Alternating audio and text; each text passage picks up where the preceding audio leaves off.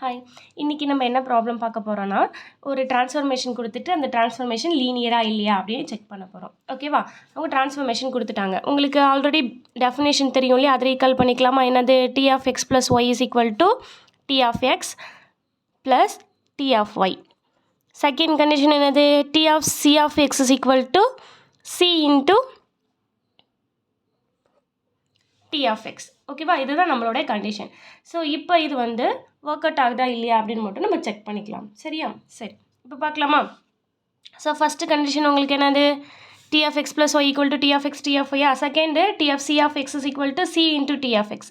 So இது நம்ம work out ஆகுதான்னு பார்க்கலாமா? சரி, இது வந்து ட்ரான்ஸ்ஃபர்மேஷன் எப்படி நடந்திருக்கு? எக்ஸ் ஸ்கொயர் எக்ஸ் கியூப் நடந்திருக்கு. First given transformation எழுதிக்கலாமா?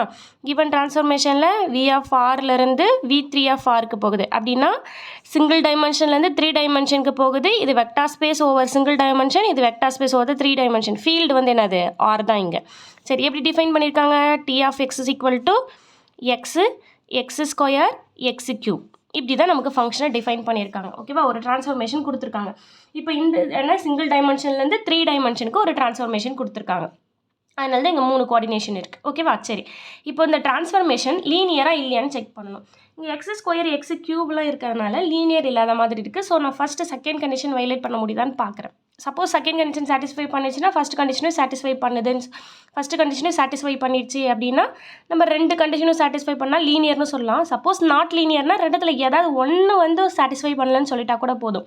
இப்போ செகண்டுங்கிறது கொஞ்சம் ஈஸியாக இருக்கிறதுனால நான் ஃபஸ்ட்டு செகண்ட் சூஸ் பண்ணுறேன். சப்போஸ் செகண்ட் சாட்டிஸ்ஃபை ஆகிடுச்சுன்னா ஃபஸ்ட்டு ஒன்றையும் செக் பண்ணணும் சாட்டிஸ்ஃபைடா இல்லையான்னு. சரியா? சரி, இப்போது நான் கெஸ் பண்ணியிருக்கேன் இது நாட் லீனியர், அதனால நான் செகண்ட் கண்டிஷன் எடுத்து ஜஸ்ட்டு ட்ரை பண்ணி பார்க்குறேன். ஓகேவா? அப்போது டி ஆஃப் சிஎக்ஸ். இப்போ பாருங்கள், டி ஆஃப் சிஎக்ஸா இங்கே என்ன கொடுத்துருக்காங்க ட்ரான்ஸ்ஃபர்மேஷன்? இங்கே எக்ஸ் இருந்துச்சுன்னா ஃபஸ்ட்டு கோஆர்டினேஷன் அதே எக்ஸ் தான் வரணும். இங்கே ப்ராக்கெட்குள்ளே என்ன இருக்கோ அதுதான் ஃபஸ்ட்டு கோஆர்டினேஷன் இல்லையா? அப்போ இங்கே சி ஆஃப் எக்ஸ் தான் இருக்குது. அப்போ ஃபஸ்ட்டு கோஆர்டினேஷன் என்னது? C of X.